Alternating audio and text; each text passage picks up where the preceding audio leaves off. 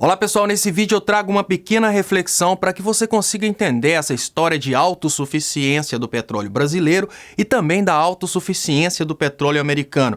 Imagina os comentários que eu tenho recebido constantemente. Uma pessoa fala coisa do tipo, olha, se o Brasil falava que era autossuficiente em produção de petróleo, por que o Brasil tinha que fazer negócio com a Venezuela?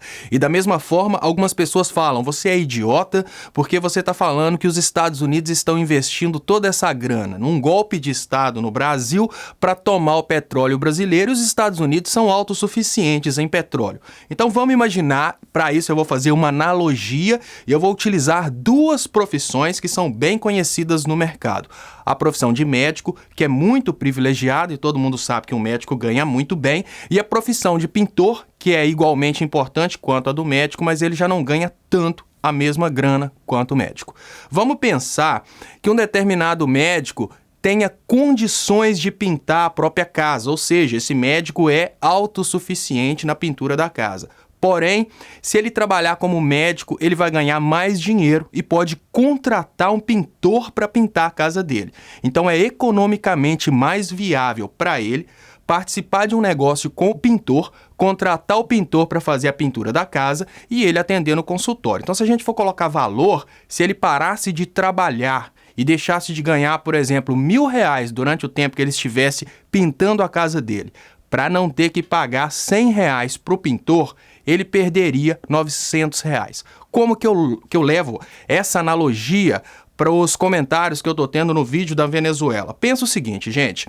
O Brasil vivia há um tempo atrás um momento em que a gente tinha uma condição que a gente chamava de pleno emprego. As pessoas que estavam desempregadas, na verdade, são aquelas pessoas que a economia chama de pessoas que estão em transição. É a pessoa que está mudando de um emprego para o outro. Não existe desemprego zero. Isso é impossível. Sempre vai ter um nível de desemprego.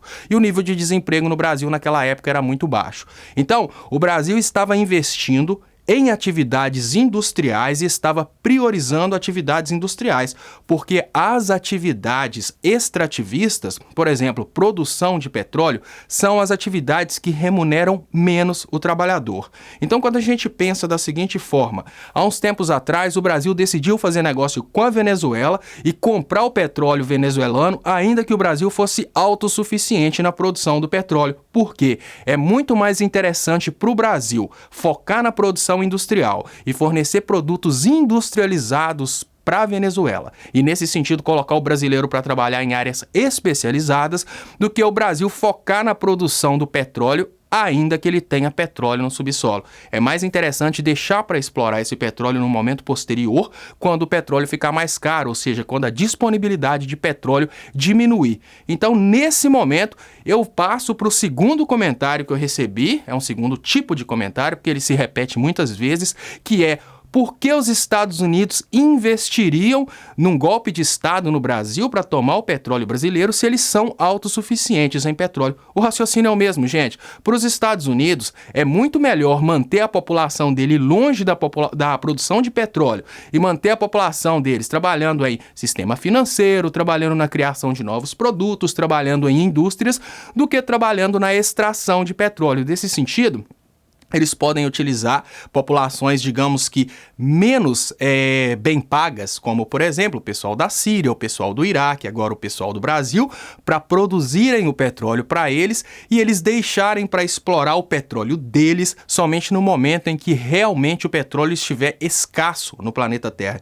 Então, resumindo a coisa, ainda que a gente tenha condição de produzir determinadas coisas, é muito mais interessante para a gente participar do negócio internacional, a gente deixar que outras pessoas que sejam mais, digamos que, especializadas na produção daquelas coisas, façam aquilo pra gente. E quando a gente pensa em geopolítica, é sempre melhor para nós, como país, produzirmos alguma coisa que tenha um maior valor agregado e comprarmos de alguém que tenha um menor valor agregado. Brasil e Venezuela. O Brasil produz coisas industrializadas, o Brasil produz serviços como construção civil e troca por petróleo. O petróleo requer mão de obra menos especializada do que, por exemplo, a indústria. Claro que na cadeia de produção de petróleo existe sim os profissionais altamente especializados, mas a maioria do pessoal envolvido na produção de petróleo é menos especializado do que a maioria do pessoal envolvido, por exemplo, na indústria da construção civil ou nas indústrias que o Brasil produzia, por exemplo,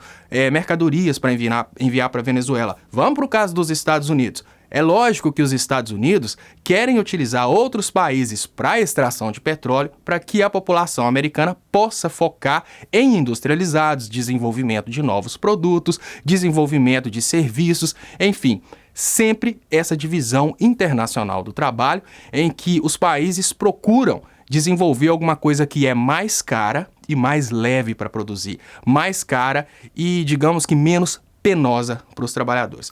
Espero que tenha ficado claro, espero que você assista esse vídeo não com olhos de preconceito, buscando, digamos que, formas de refutá-lo, mas tentando entender como funciona a geopolítica e tentando, digamos que, talvez abrir sua cabeça contra essa manipulação que tem acontecido na situação geopolítica do Brasil frente ao mundo. Muito obrigado e até mais.